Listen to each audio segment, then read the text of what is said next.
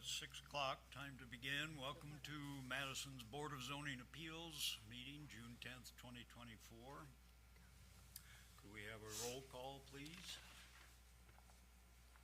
Scott Baldwin, Here. Mark Acosta, Here. Nancy Burkhart, Here. Rick Ferris, Here. Carl Eaglin. And due to a technical difficulty, most of you board members don't have the minutes to look them over. So I move we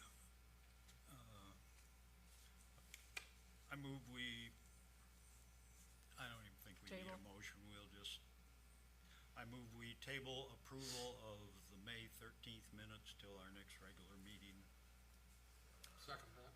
All in favor, say aye. Aye. Aye, opposed no. We will approve those next time. And before we get going here, if any of you are here in the audience with respect to the application about a solar farm, that application's been withdrawn, so obviously we won't be discussing it tonight. So if that's why you're here, you're welcome to stay or feel free to leave. Next item on the agenda is renewals. With your permission, board members, I'll read them out of order. Number 3 and Wynn, 1402 Bear Street. Number 5, Knights of Columbus, 2250 Lanier Drive. Number 6, Pet Sense, 433 East Clifty Drive. Number 8, Sharon Dagger, 215 East 4th. And number 12, Mike Pittman, 416 Presbyterian Avenue. All these have paid their fee and there are no complaints. So we'll take a motion to renew their conditional use permits. I mean, we renew as permit. Second. All in favor say aye. Aye. Opposed no. Those are renewed. There were 3 of them on our agenda. Numbers 9, 10, 11. They are mistakenly sent letters, so there's, just for the record, there is no renewal needed on that. Now, number 1 on the agenda, Catherine Ayers, 1116 West Main. Number 2, James Gurley, 2900 Wilson Avenue. Number 4, Laser Command, 3000 North Shun Pike. And number 7, Darissa Davis, 206 Green Road. As of our meeting, they've not paid their conditional use renewal fees. So I move we instruct our attorney to send them a letter, an appropriate letter, indicating their conditional uses have expired. However, if they pay their renewal fee by our next regular meeting, they will be renewed. That's my motion. Second. All in favor say aye. Aye. Opposed no. And that motion is passed. Moving on then to our new applications. Numbers 1 and 2 on the agenda.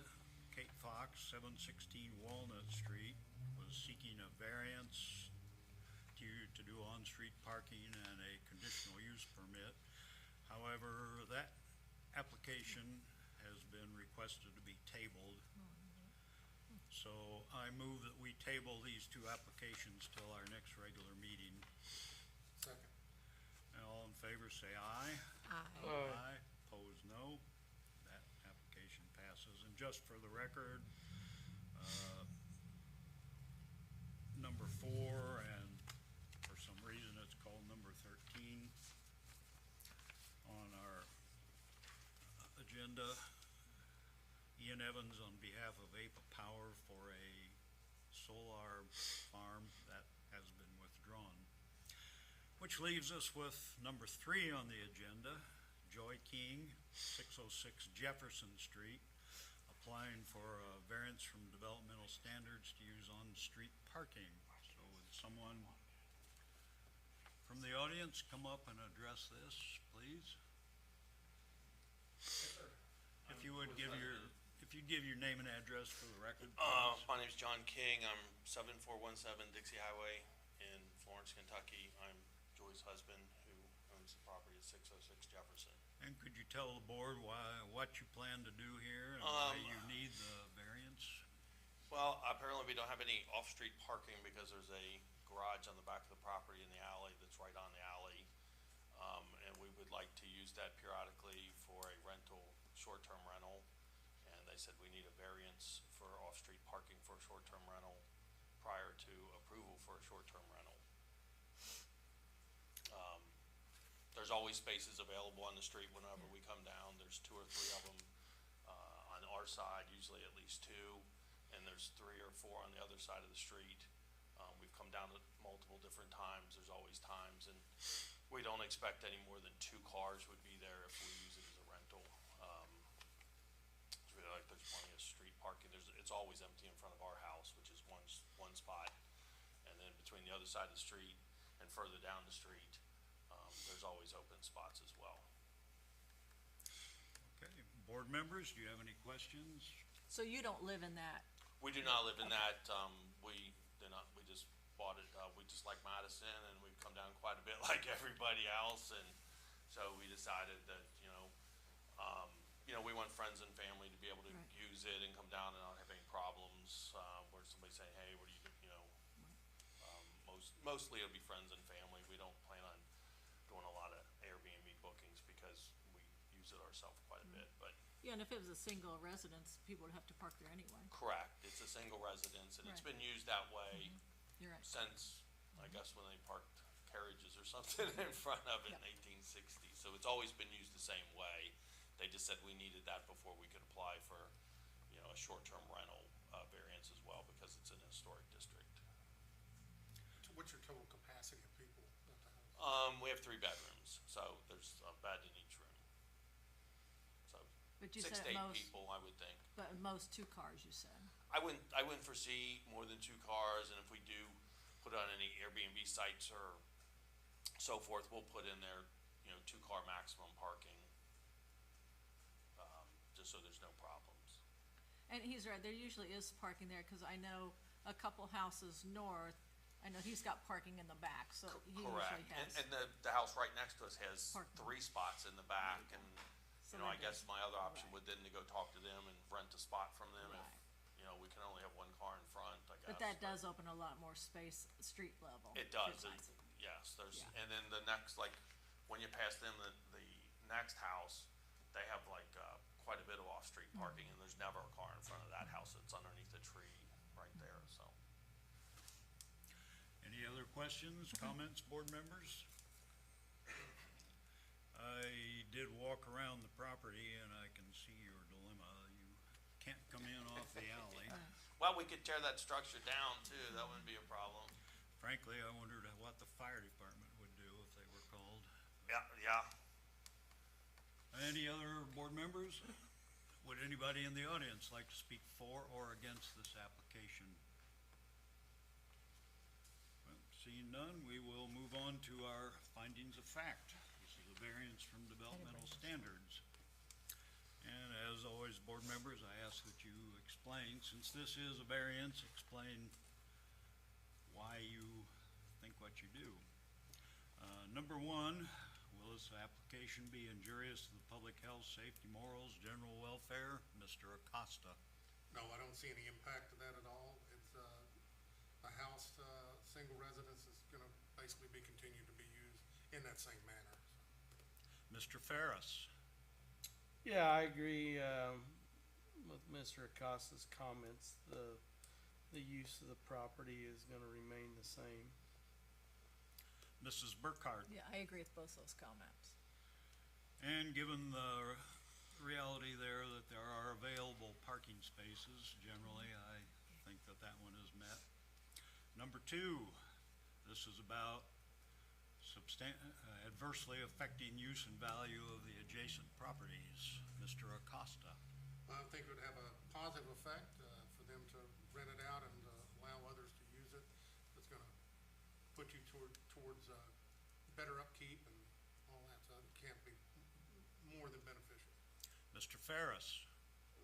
I agree with those comments as well. I think the applicant, intends to maintain the property in similar fashion to what it exists now, so I don't see any adverse, effects of that, plan.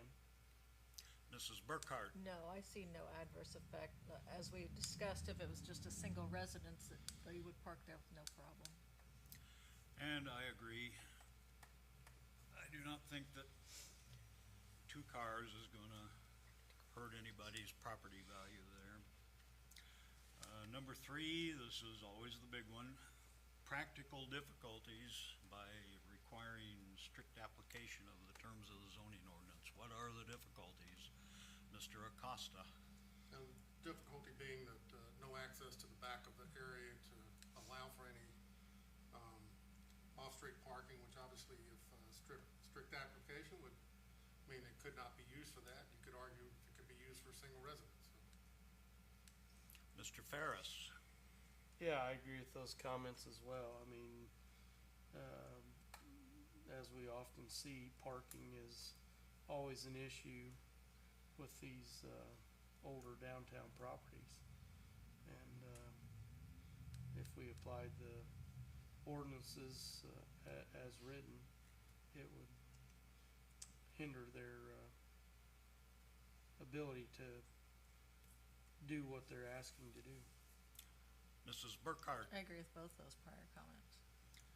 The practical difficulty is that property was designed, frankly, so there is no way to get a car onto it.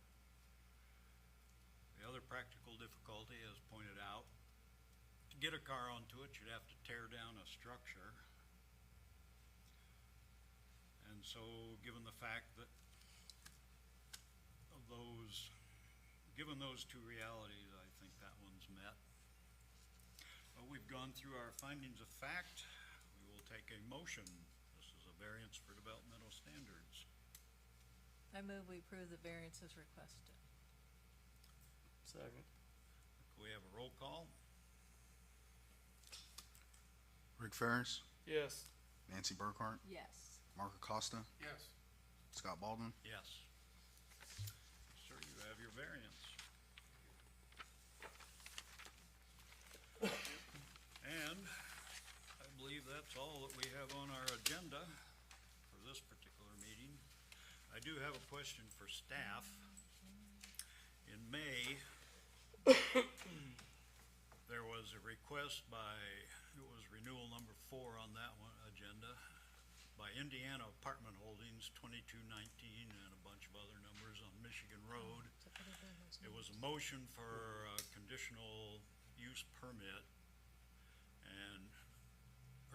it was a request, I should say, and I believe we made a motion to conditionally renew that, provided they paid their fee. Do you have anything? I did not see anything on this month's agenda about That what one- happened to that. That one, I have emailed their attorney and have not gotten a response. So I would ask that it be continued out one more time. They paid last year after receiving contact. So I think there's just a little bit of a breakdown in communication. Okay, then I move that we continue this until our next regular meeting. Second. All in favor, say aye. Aye. Opposed, no. Is there anything else that I've missed, staff?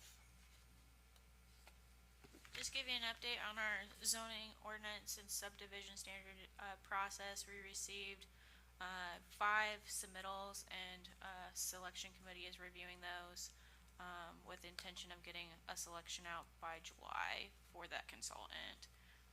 So just letting you know where we're at in the process.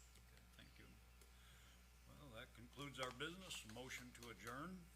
I'll move we adjourn this meeting. Second. All in favor, say aye. Aye. Opposed, no.